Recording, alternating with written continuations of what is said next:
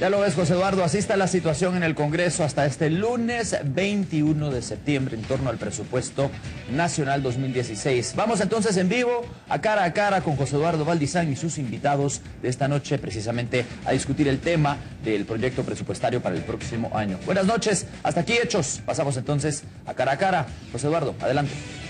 Muchas gracias, Joaquín, muy buenas noches, y justamente vamos a platicar acerca de esto del presupuesto después de ver esas dos notas en donde pues ya hay una preocupación, digámoslo de esa forma, por readecuar el presupuesto, sobre todo, digamos, una propuesta tan irreal como la que se está barajando en el Congreso de la República. Tenemos hoy en cara a cara dos distinguidos invitados, Luis Linares, analista de ACIES, y Fritz Thomas, analista también, y vamos a platicar acerca de este problema que ahora tenemos en cuanto al presupuesto general de ingresos y egresos de la nación.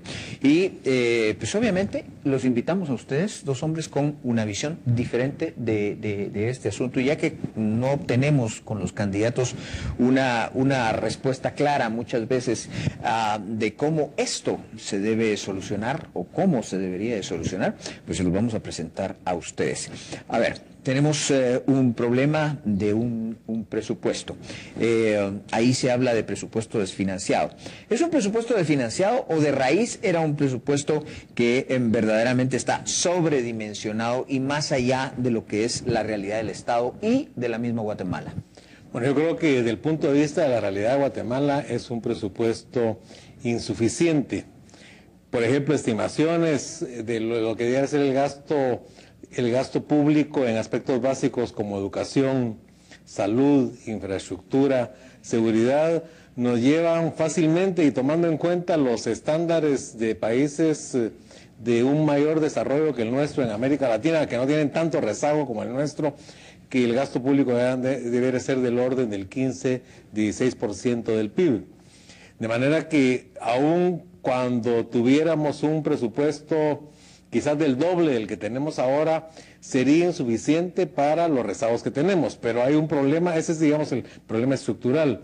El problema de gestión que afecta incluso la posibilidad de crecimiento del presupuesto, de legitimar ante los ciudadanos, de justificar ante la ciudadanía, ante la sociedad, un aumento de los ingresos del Estado, que es lo que permitiría tener un presupuesto financiado, ¿no?, que dependa de endeudamiento, es el problema de la gestión del presupuesto, cómo este presupuesto es administrado en términos de corrupción, en términos de gasto innecesario, de despilfarro, de irracionalidad. Porque nosotros hicimos una estimación en unas propuestas sobre trabajo decente que elaboramos en ACIES, identificamos en el presupuesto de este año alrededor de 13,000 millones de quetzales en gasto que no tiene una plena justificación, que podría ser mejor utilizado en otros rubros, o de gasto que es definitivamente indeseable. Y esto pues afecta definitivamente la capacidad del Estado para cumplir con las funciones esenciales que le asigna la misma Constitución.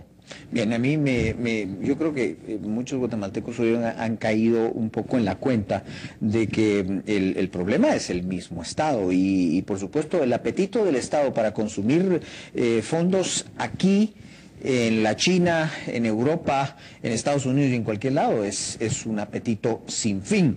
Pero bueno, ¿qué piensa usted acerca de lo que se está planteando? ¿Un presupuesto desfinanciado o es simplemente algo irreal? Bueno, buenas noches. Yo creo que estaría de acuerdo con Luis en que probablemente sí es necesario que el gobierno cuente con más recursos y que hayan más ingresos tributarios. Pero yo quisiera más bien irme a la raíz del problema. Hay un concepto en economía y en producción que se llama economías de escala, o rendimientos a escala, mejor dicho.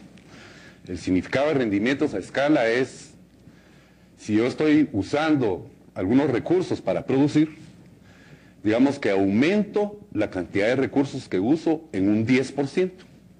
Y me pregunto, ¿cuánto aumenta lo que produzco? aumenta 10%, si yo aumento 10% los recursos, la producción aumenta 10%, tengo lo que se llaman rendimientos constantes de escala. Si aumento 10% el uso de recursos y la producción aumenta menos que 10%, tengo rendimientos decrecientes a escala. Y si aumento los recursos en 10% y la producción aumenta más de 10%, tengo rendimientos crecientes a escala. Entonces, dicho eso como antesala, si nosotros estudiamos, por ejemplo, el gasto público, ese tipo de preguntas no se hacen, digamos, preguntas tan fundamentales, y Luis lo planteó por ahí, es decir, ¿en qué debería estar gastando el Estado? ¿En qué debería estar invirtiendo? Si nosotros tomamos el gasto público del año 2005, por ejemplo, estamos hablando de unos 28 mil millones de quetzales. Tomamos el nivel de gasto público 2014, 10 años más tarde, estamos hablando de 60 mil millones de quetzales. Es decir, se más que duplicaron tanto los ingresos tributarios como el gasto público. De momento voy a desestimar la inflación y el crecimiento de la población, pero veamos que en 10 años la cantidad de recursos que emplea el gobierno se duplicó. Entonces, nos tendríamos que hacer la pregunta, ¿lo que produce el gobierno se duplicó? Aparte de la discusión de qué es lo que produce el gobierno, pero solo esa pregunta, ¿estamos 2 veces mejor? ¿Está haciendo 2 veces mejor las cosas el Estado? ¿Está brindando el doble de atención en 2014 de lo que brindaba en 2005 con el doble de los recursos? No. Entonces, tanto la pregunta como la respuesta, lo que hace muy evidente es que el gasto público tiene unos rendimientos decrecientes a escala tremendos. Es decir, 100 millones de quetzales adicionales en el gasto público no nos dan 100 millones de quetzales adicionales en beneficios a la población. Entonces, un poquito lo que mencionabas, Eduardo, es que el gasto público, el gobierno es como un hoyo negro. Yo no soy astrofísico, pero tengo entendido que en un hoyo negro se va todo y no sale ni luz. ¿Verdad? Se va todo. Entonces, pienso que en abstracto, esta idea, por ejemplo, del porcentaje como porcentaje del PIB, ¿cuánto es el gasto público? Sí, pero en realidad, ¿cuál es la eficacia? Lo que Luis llamó gestión. ¿Cuál es la efectividad de lo que produce, entre comillas, el Estado contra lo que recibe? Entonces yo pienso que, por ejemplo, le voy a llamar tecnología de gobierno, con la tecnología de gobierno que tenemos actualmente, más recursos no va a resolver el problema. Más recursos solo se los traga, porque el problema no es principalmente de nivel de recursos, sino es principalmente de efectividad. Y el problema de efectividad tiene que ver con esto que estoy llamando tecnología de gobierno, con cómo hacer las cosas. No es solo la corrupción, y no es solo lo que se gasta en lo que no se debiera gastar, sino aún lo que se gasta en lo que se debiera gastar, no se gasta con el modelo, con las formas, con la tecnología adecuada que vaya a rendir un beneficio. Entonces, yo creo que esta discusión sobre el presupuesto ahorita 2016 y que los 72 mil millones, sí, pero en realidad el problema es mucho más de fondo, mucho más estructural. ¿Qué diría? Bueno, efectivamente el problema es ese agujero negro en la medida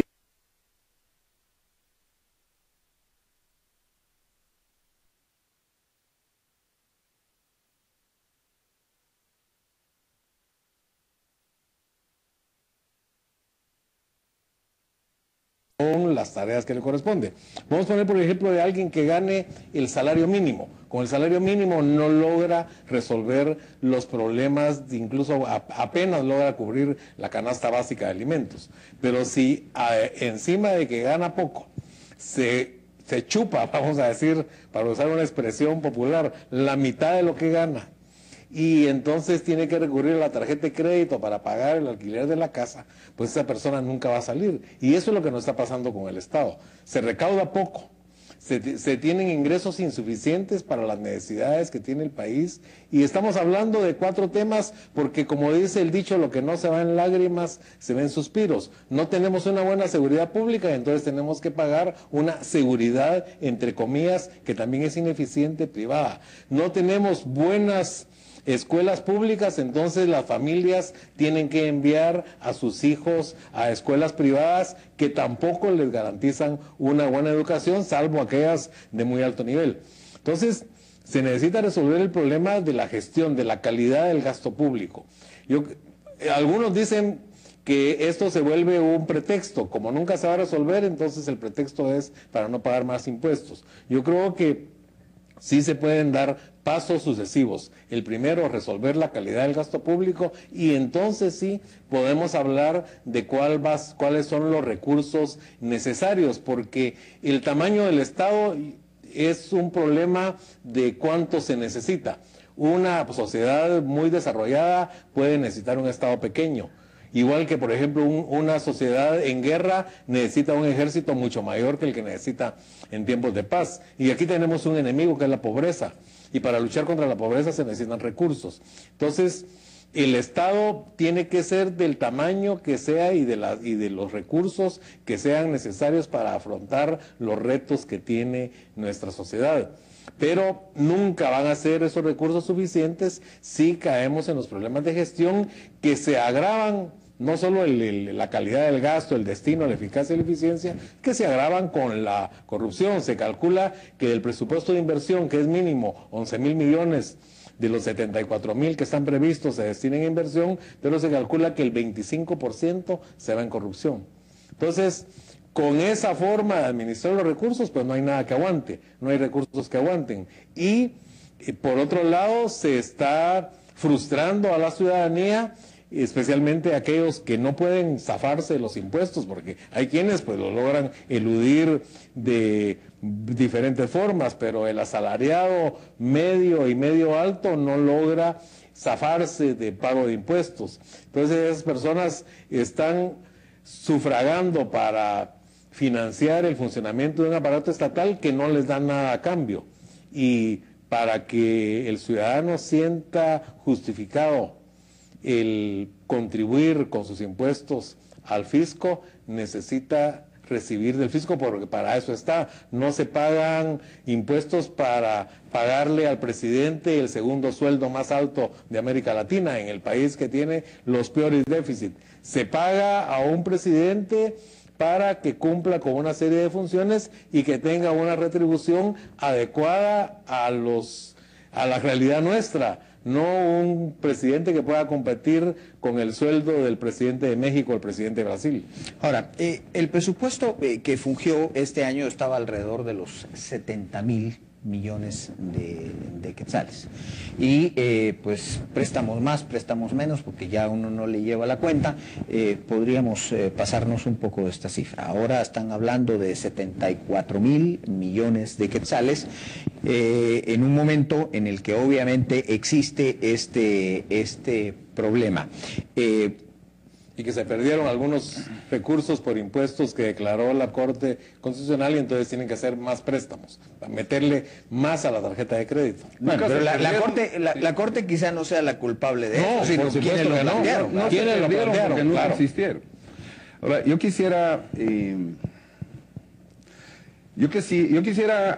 abordar esta idea, este mito, que el problema del gasto público se enmarca en el paradigma de lucha de clases, que todo el problema es que los ricos no pagan impuestos y que los impuestos les está cayendo a los pobres, ¿verdad?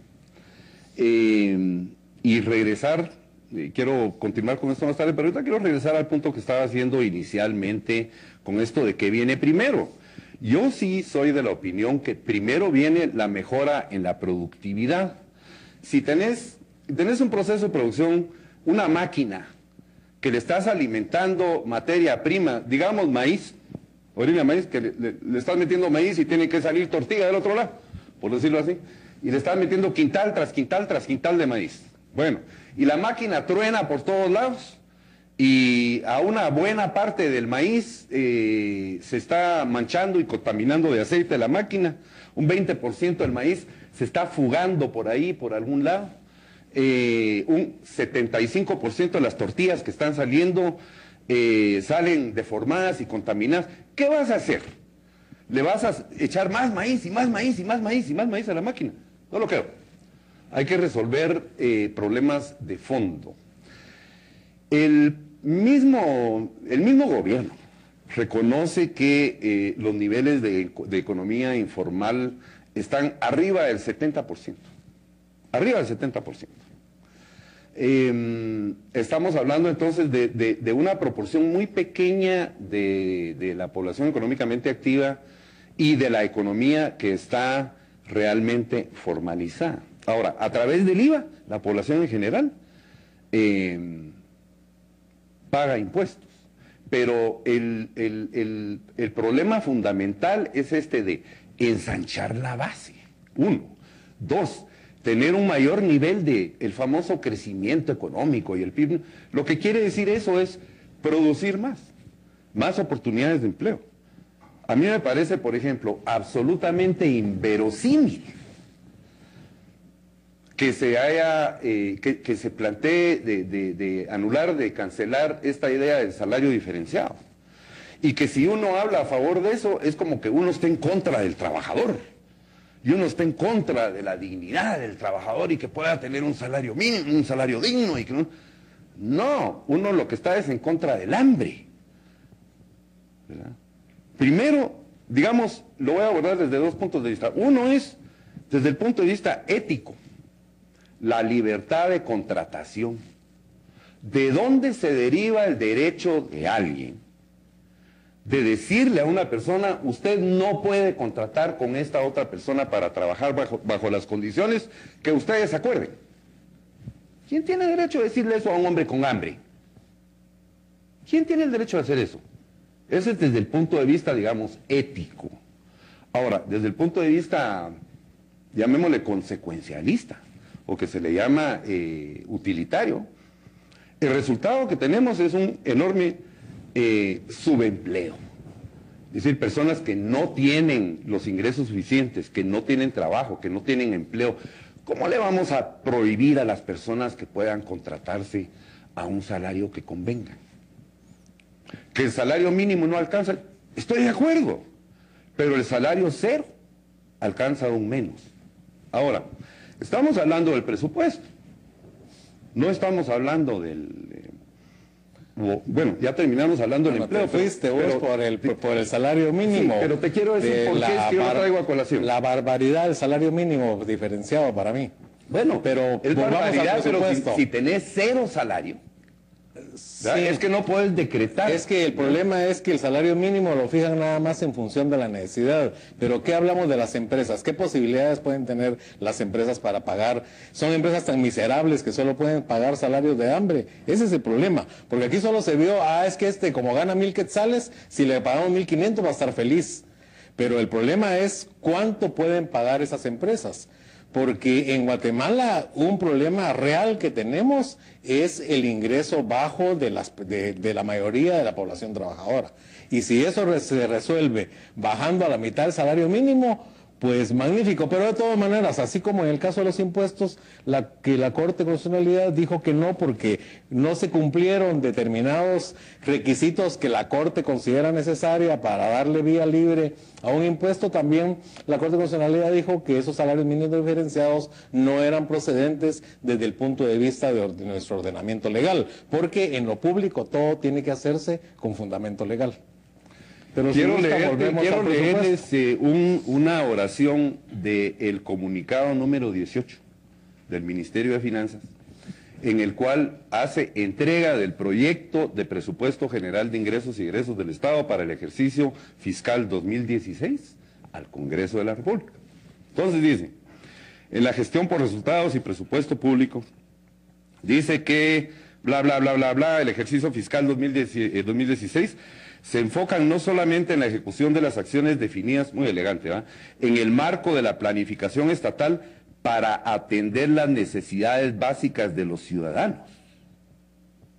Ojo, ojo, que aquí estás hablando que el papel del Estado es atender las necesidades básicas de los ciudadanos.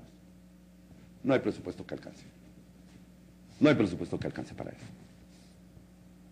Es decir, necesitamos desarrollar la economía, evolucionar las oportunidades para las personas, que cada vez hayan más negocios. Digamos, si queremos subir el nivel de los salarios, no lo vamos a conseguir por decreto, no lo vamos a conseguir por intimidación. Lo único, yo invito a que alguien me explique si hay algún otro mecanismo, me gustaría mucho escucharlo, ¿verdad? Si hay otro mecanismo para subir los salarios que no sea la inversión, que no sea aumentar la cantidad de capital invertido por trabajador.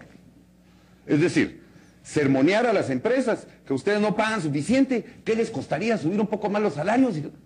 Eso no va a subir los salarios. Lo que sube los salarios es el capital invertido por trabajador. ¿En dónde? En todos los lugares. ¿Cuándo? Siempre. ¿En qué país? En todos. No hay otra cosa que va a subir el nivel de los salarios generales de la población. Ahora, un sindicato en un sector particular o algo por el estilo, presiona, o van a tapar carreteras, o van a lograr un aumento, como por ejemplo ahorita los 600 millones de quetzales que se van a los aumentos salariales a los maestros en el Ministerio de Educación. Pero eso es quitarle a Pedro para darle a Pablo. Eso no va a mejorar el nivel de vida de la población. Ojo, no va a mejorar la calidad de la educación. Es decir, no hay escape de la productividad, no hay escape de producir más. Todos estos discursos de que las empresas es pura lata, y que los ricos, y que los pobres, y la lucha de clases, no.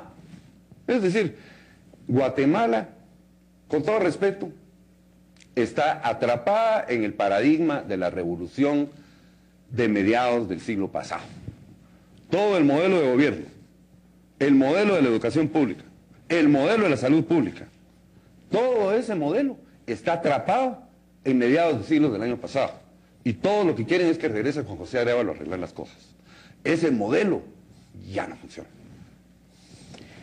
No es necesariamente el modelo con José Arévalo, pero sí es el modelo de un Estado que... Aquí es una visión que es diametralmente opuesta a la tuya, porque en tu opinión el mercado es lo que debe resolver todo.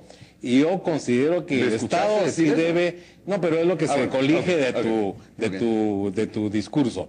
En mi opinión, el Estado tiene que cumplir unas funciones esenciales para garantizar el acceso a satisfactores sociales básicos. Y eso lo vemos en las sociedades más desarrolladas. ¿Cuáles son las sociedades donde hay mayor calidad de vida, mayor nivel de desarrollo humano, mayor eficacia en materia incluso de producción? Las que tienen menos corrupción son las sociedades nórdicas. Y eso lo han construido a través, sí, de incremento de la productividad, pero ¿cómo se reparte el pastel? Porque en Guatemala puede estar creciendo y creciendo ese pastel, pero en la medida en que se distribuya en una forma con una desigualdad demasiado grande, porque no es que aspiremos a la igualdad absoluta.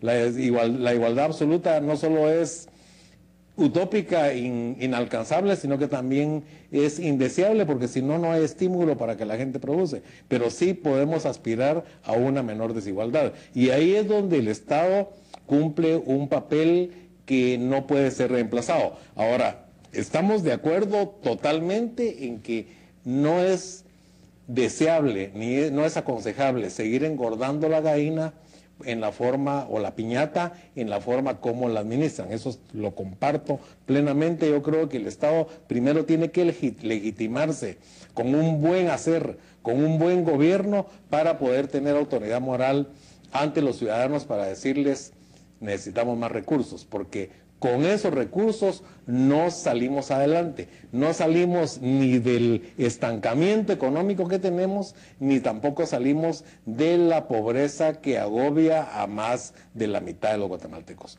No hay ningún país del mundo, salvo Singapur, que es un caso particular de una ciudad de Estado, pero no hay ningún país del mundo que haya alcanzado el desarrollo si no es con una serie de intervenciones que limitan la iniciativa individual sin ahogarla, sin estrangularla, porque es el arte de la economía y de la política que limitan la actividad individual, que imponen determinadas reglas para el funcionamiento del mercado de trabajo, para la protección ambiental, para la competencia incluso, porque aquí en Guatemala otro de los problemas que tenemos es que es una economía crecientemente monopólica o oligopólica que atenta contra el mismo funcionamiento del mercado. Entonces, se necesita ese equilibrio entre Estado y mercado, de manera que podamos alcanzar un Estado bien administrado, de manera que podamos alcanzar un nivel de desarrollo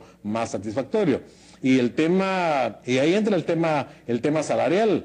En Guatemala hemos tenido la única etapa que tuvimos un crecimiento económico satisfactorio, que fue la de los años 60, con el mercado común centroamericano, fue porque se dio una intervención del Estado que proveyó de infraestructura, de una serie de incentivos para la producción industrial y que además permitió que los trabajadores se organizaran y a través de una mayor capacidad de negociación con los empleadores pudieran mejorar los salarios en Guatemala. Fuera de eso, lo que tenemos después de esa época dorada del mercado común centroamericano, lo que tenemos es una etapa de estancamiento económico en donde seguimos estancados económicamente, pero se sigue concentrando la riqueza. Bien, vamos a ir a una pausa. Cuando regresemos, pues continuamos con esta discusión. Quiero decirles una cosa. Yo quisiera ver candidatos discutiendo cosas de fondo y verdadero contenido, porque se supone que tendrían que ser los que están encargados de dirigir este país, pero eso no lo veo, por supuesto, y dudo mucho que comprendieran muchas de estas cosas que son con las que se enfrentarían al estar gobernando un país. Pero bueno, vamos a continuar en algunos instantes con nuestros dos analistas, con nuestros dos expertos, dos visiones que son las que están en juego cada vez que se que se manufactura un presupuesto. Y esas dos visiones también están siempre en juego y están ahí presentes a la hora en que pues la sociedad se encamina por un modelo de mercado o un modelo en donde crece más el Estado. Así es que vamos en unos instantes a seguir platicando con nuestros expertos esta noche.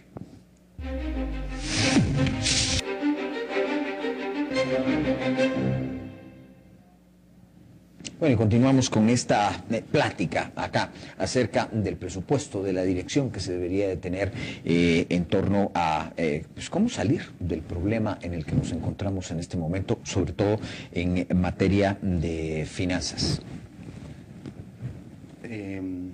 Bueno, yo quisiera que el mercado lo arreglara todo, pero no, el mercado no lo arregla todo. Yo, en relación a los países nórdicos, la última vez que yo revisé, Suecia no tenía salario mínimo. Alemania no tenía salario mínimo. Hasta hace poco que Angela Merkel tuvo que hacer coalición con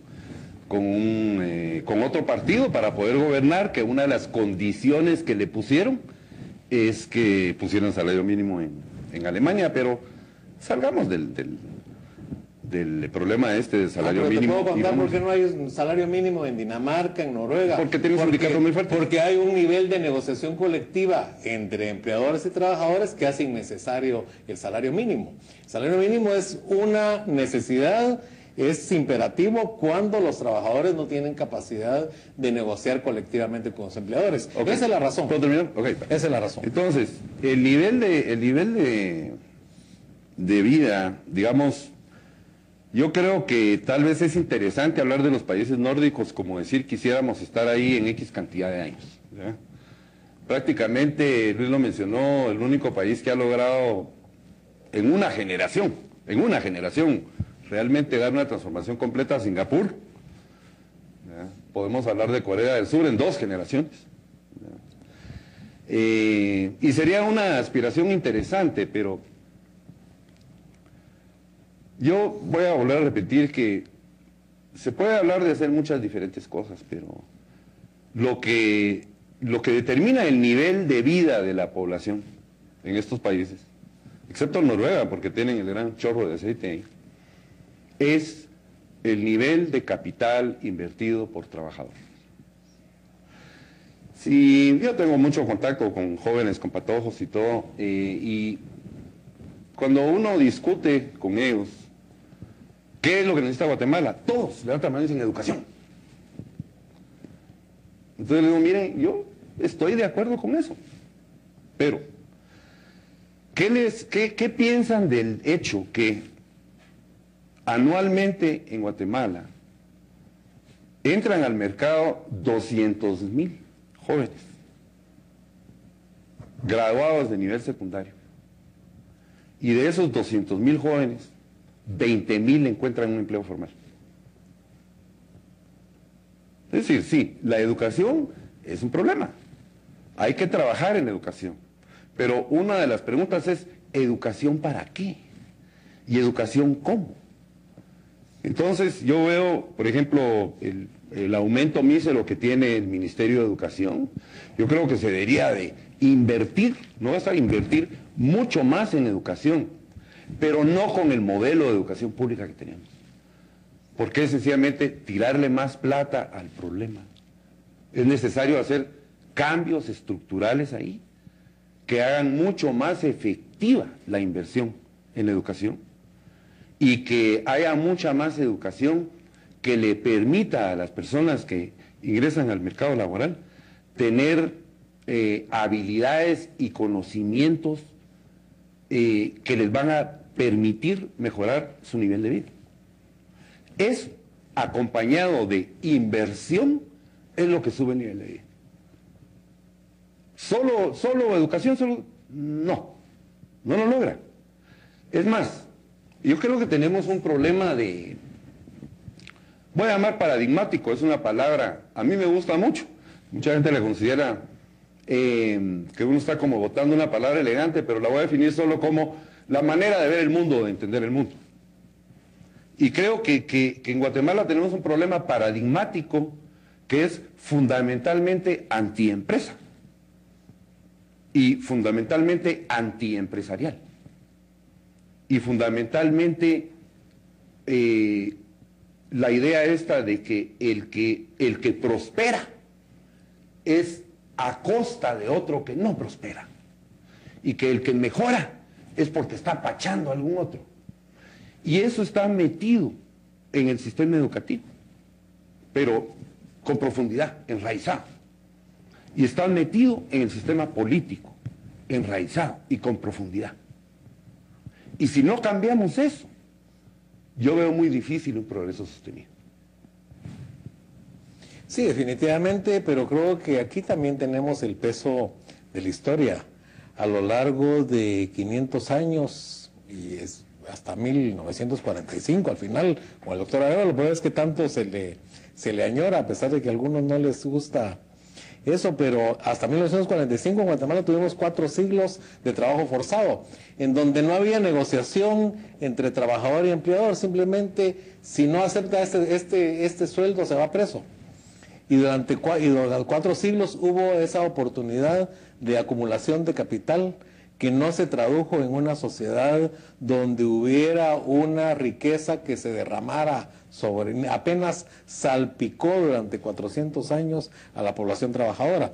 Por eso es que creo yo que no es una cuestión de antiempresa, pero sí es una cuestión de que las empresas tienen que ser forzadas por el Estado, porque el pastel, como decíamos, es uno, y si no se cambian las reglas del juego, puede seguir creciendo el pastel a través de la productividad, pero si no se cambian las reglas del juego, no se resuelve el problema fundamental de Guatemala, que es la desigualdad. No es ni siquiera la pobreza, es la desigualdad, que es un freno para el crecimiento económico. Las sociedades que crecen más son las que van reduciendo de alguna manera los niveles de desigualdad para que haya una población con la mayoría de la población con un mínimo de satisfacción en su vida y de ingreso que les permita satisfacer o lograr atender sus necesidades básicas. Entonces, el tema es,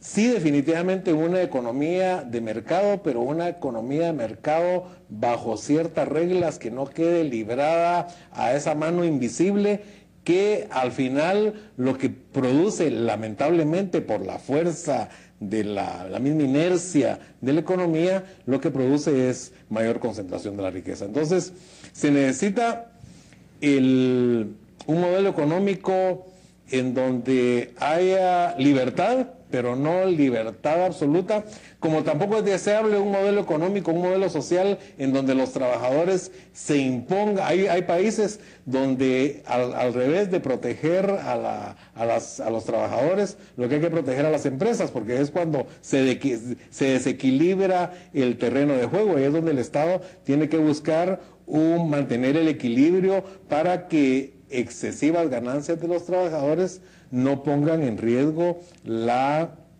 rentabilidad de las empresas. Yo sí pienso que, y en esto pues, volviendo al tema del presupuesto, tiene un papel fundamental la capacidad que pueda tener el Estado para cumplir con las tareas básicas, y para eso necesita recursos, pero para pedir más recursos necesita primero demostrar que está cumpliendo bien con la tarea, y eso es lo que lamentablemente no tenemos acá, y es lo que nos lleva a que no solo es un presupuesto insuficiente, sino que mal estructurado, con muchas fugas, con muchas vías de desperdicio de recursos, así como el ejemplo que ponía de la desgranadora de maíz o de la máquina procesadora de maíz Fritz. Se pierde demasiado producto, demasiada energía por todos los escapes, y entonces tenemos que recomponer la máquina. Ese sería el principal reto que tiene el próximo gobierno.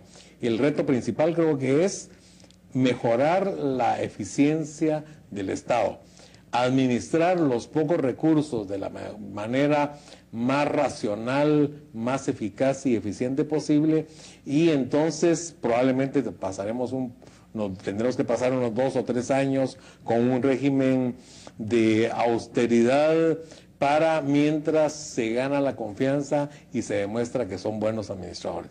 De lo contrario, lo que vamos a tener es el presupuesto que, como decía Fritz, ha aumentado X cantidad, en X porcentaje de los últimos 10, 15 años, pero la eficiencia en atención de servicios a la población no solo no ha mejorado, sino que ha empeorado, y por eso tenemos el problema de las carreteras que están destrozadas, el problema de la seguridad, que no mejora la seguridad para los habitantes de los barrios periféricos de la capital, para el pequeño empresario que está en la zona 18, que está en Villanueva, que está en Misco, no mejora el problema de atención de salud, y tampoco mejora el tema de educación, que no es solo recursos, y comparto también contigo que el problema de educación no es la solución en sí misma, es una condición necesaria, pero no suficiente. Necesitamos también que sea una educación pertinente para el trabajo,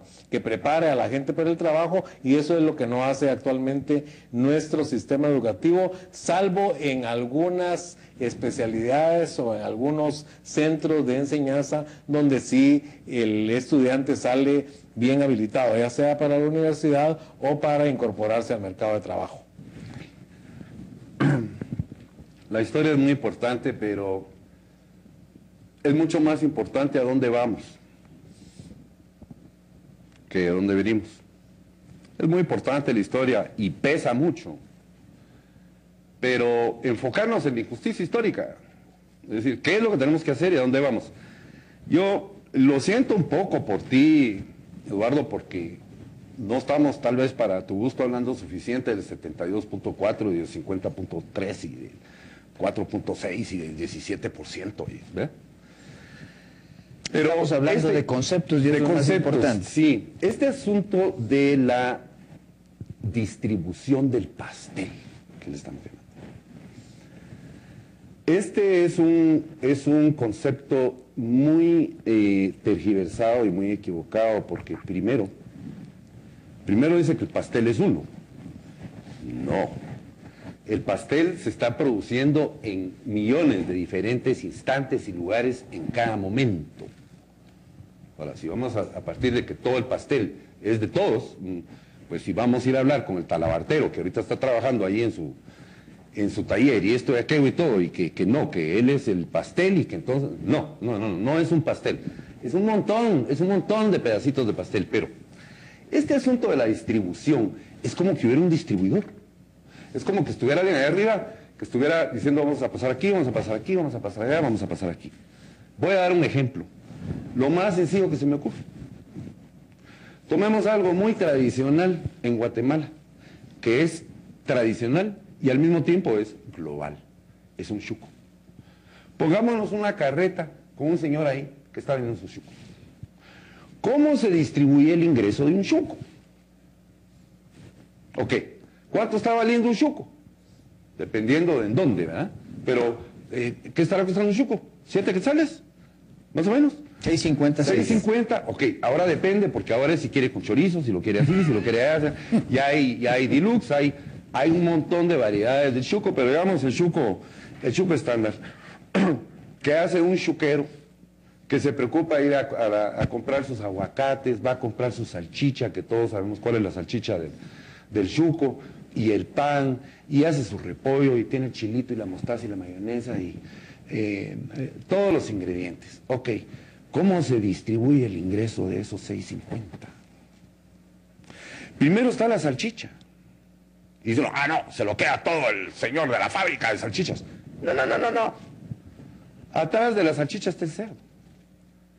Y atrás del cerdo está la producción de granos y está la producción de los concentrados y que la harina de sangre y que la harina de esto y que la harina de hueso y que no sé qué y que las vitaminas y que no sé qué y que no sé cuántos y que no sé qué. Está toda la maquinaria involucrada para eso. Hasta atrás de ese proceso hay, Dios guarde esa palabra del demonio, minería. ¿Verdad? Atrás de todos esos procesos, solo voy por la salchicha. Hay 1 millón de personas alrededor de todo el mundo han tenido que ver con esa salchicha. Y si digo 1 millón de personas, créanme que es poco. Y si tengo una discusión con alguien, le demuestro cómo es más de 1 millón de personas alrededor del mundo. El plástico en el que vienen envueltas las salchichas, eso viene de todo el mundo, 1 millón de personas. Ahora vámonos con el pan.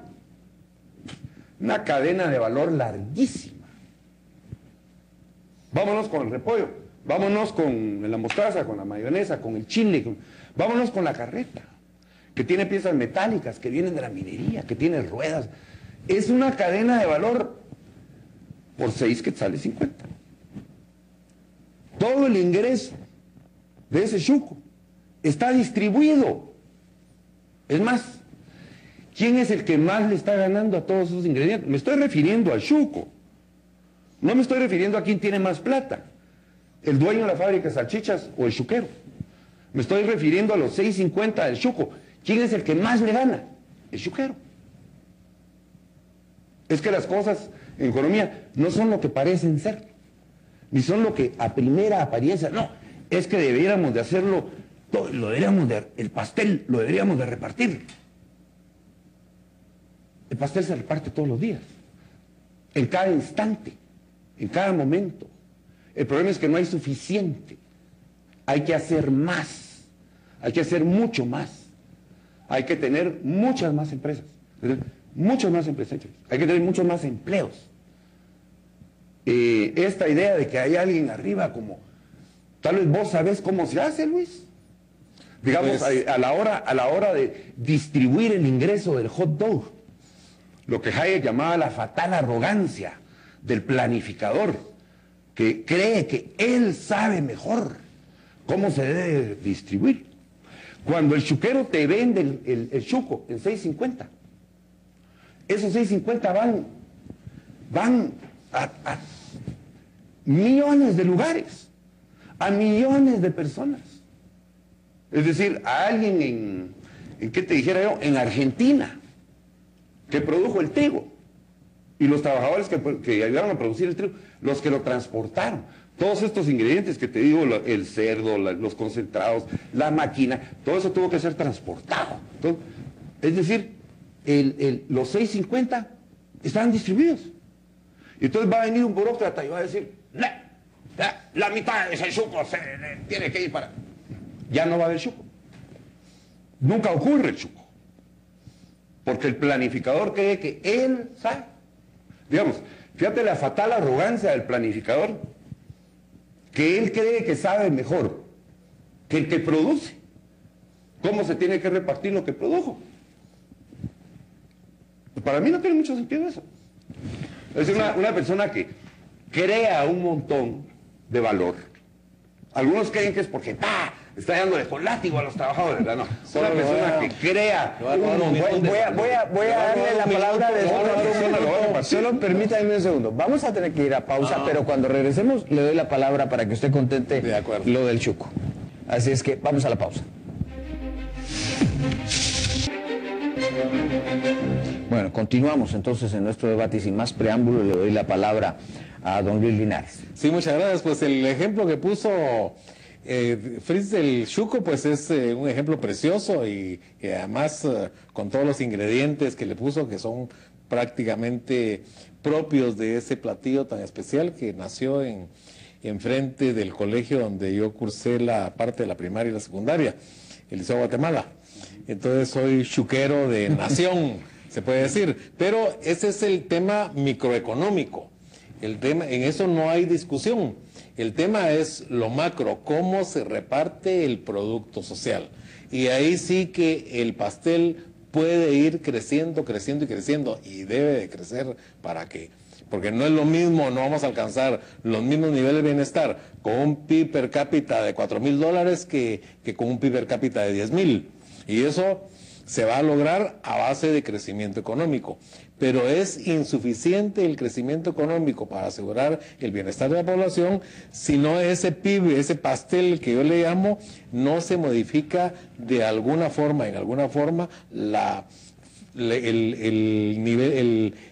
esquema de distribución o la forma cómo se distribuye, cómo se reparte. Y en mi opinión son dos formas principalmente las que pueden servir para que mejore la distribución del ingreso, y una es a través del fisco, impuestos progresivos que tengan un menor impacto, los impuestos indirectos o no el peso que tenemos actualmente en Guatemala, y salarios mejores. Entonces, de esa forma se logra que el producto social se distribuya en una mejor forma. ¿Y qué es lo que pasa, por ejemplo, cuando aumenta el salario de los trabajadores a un nivel razonable? Pues va a haber más capacidad de consumo. Y al haber más capacidad de consumo, no solo los chuqueros, sino que todos los productores van a poder generar más productos porque van a tener un mercado mayor que va a exigir, a demandar esos productos, y entonces generamos un ciclo, un círculo virtuoso de mayor producción y de mayor bienestar. Pero si no se modifican las reglas del juego, las reglas de juego de la distribución del producto social, pues lo que vamos a tener es, vamos a seguir teniendo lo que tenemos ahora, una sociedad una economía que crece a un nivel máximo del 4% o del 4,5%, porque la desigualdad es el freno para ese crecimiento económico. Si yo pensara, Eduardo, si yo supiera de algún caso, de algún país, donde el nivel de vida de las personas aumentara porque se decreta que hay que pagarles más, yo les diría, mucha, terminemos temprano el programa, vámonos a manifestar. Ahí está Costa Rica. Para que se pase, ok. Costa Rica, no hay escape de producir más. Yo quisiera, como ya hablaste, yo quisiera tal vez como sé que se nos está acabando el tiempo, hacer alguna referencia a el tema del presupuesto y enlazarlo. Yo creo que el presupuesto y la economía y la legislación tienen problemas estructurales muy serios. Y que estos problemas estructurales tienen que ser dirimidos para que Guatemala pueda progresar, para que pueda mejorar el nivel de vida de las personas y para que haya más oportunidad. Y creo que eso es inescapable. Yo puedo entender que suena muy atractivo decir que los salarios deben de ser mejores. Nadie discute que los salarios deben de ser mejores. Que eso vaya a ocurrir por decreto, no va a ocurrir. Que vayamos a producir más por decreto, no va a ocurrir. Que vamos a tener un mucho mejor nivel de educación el año entrante en Guatemala, porque hay un aumento de 600 millones de quetzales para los maestros, no va a ocurrir. En el largo plazo, creo que necesitamos unos cambios paradigmáticos. Tenemos que ver a la producción y al emprendimiento con ojos diferentes. Si nuestra visión de la democracia y del Estado es que el propósito de la democracia es que A y B se junten para ver qué le van a quitar a C para dárselo a D, y luego D vota por A y B, yo no creo que esa es una visión de país ni una visión para la democracia. No sé, si ese es el propósito de la democracia, es decir, que los dos se junten para ver qué le quitan al tercero, para dárselo al cuarto, y el cuarto va a votar por el primero y el segundo, ¿por qué hacen eso? No, yo sí creo en un Estado fuerte, es decir, necesitamos un Estado fuerte que cumpla sus funciones y que hayan garantías importantes para los ciudadanos. Ahora, bajo cualquier modelo económico que se pretenda adoptar, bajo cualquier modelo de presupuesto, no hay escape de, para tener más, producir más. Esta idea de que es un pastel y que alguien me va a repartir, soy muy escéptico sobre eso. No hay escape de producir más. Tenemos un minuto para cada uno para una conclusión. Bueno, la conclusión con relación al presupuesto, que era el tema al que usted nos convocó, pues es que definitivamente tiene que haber una revisión, un rediseño del presupuesto. Está muy cargado, aumentó el porcentaje de presupuesto financiado con deuda interna principalmente, que es una deuda cara, mucho más cara que la deuda externa. Entonces, en la medida en que se reduzca el monto presupuestario, pues podrá reducirse la dependencia de ese endeudamiento interno y revisar una serie de partidas. Aquí traía algunas, por ejemplo, 245 millones para fertilizantes, para bolsas de alimentos, la bolsa segura, que antes era la bolsa solidaria, 150 millones, para personal temporal del MAGA 89 millones, para seguridad presidencial 156 millones. Como el presidente anda como patechucho por todo el país, necesita unos séquitos enormes en materia de seguridad perimetral y todo. Si se dedicara a trabajar con sus ministros en la casa presidencial y no viviera en otro lugar, pues podríamos ahorrarnos quizás la mitad. La SOCEP, mis años dorados, 29 millones, información y divulgación de la presidencia, 51 millones, aporte al RENAP que lo gasta 150 millones y se gastan 50 millones en seguridad. En fin, hay que entrarle con bisturí al presupuesto y eliminar o reducir las partidas que están sobredimensionadas, innecesarias, y entonces podremos tener un presupuesto más racional. Estoy de acuerdo con Luis, creo que se necesita bisturí, se necesita también machete. Con peine fino. Sí, hay mucha competencia por los recursos del Estado. Es decir, es como que estuviéramos viendo la gran ubre de la vaca ahí, ¿verdad? Ahí están las grandes tetas de la vaca y todos andan atrás para ver cómo ordeñan, ONGs, hay de todo metido ahí. Entonces ahí estoy completamente de acuerdo con Luis, hay que hacer mucho de ese trabajo y también creo que en muchas de las cosas que hace el gobierno tiene que cambiar su tecnología de cómo hacerlo. Yo pondría un pequeño ejemplo, diría, es una lástima, por ejemplo, que se haya abandonado PRONAE, el Programa Nacional de Educación, en su momento, que Colomi y Sandra, que parece que ahora viene con pasos de animal grande, ¿verdad? Inmediatamente se dieron con Jodiel y lo eliminaron y regresaron a negocios como siempre en el Ministerio de Educación, porque en temas como este se necesita que el control de lo que se hace y el control de los fondos sea mucho más focalizado, ¿verdad? En lugar de estar pensando en un tatá de Estado que todo lo va a hacer. Pero sí con un peine fino, estoy de acuerdo. Hasta aquí llegamos. Muchas gracias. Muchas gracias A ustedes, muchas gracias. esta noche Encantado por haber estado con nosotros. Gracias. A ustedes, pues, les digo, pásenla de lo mejor.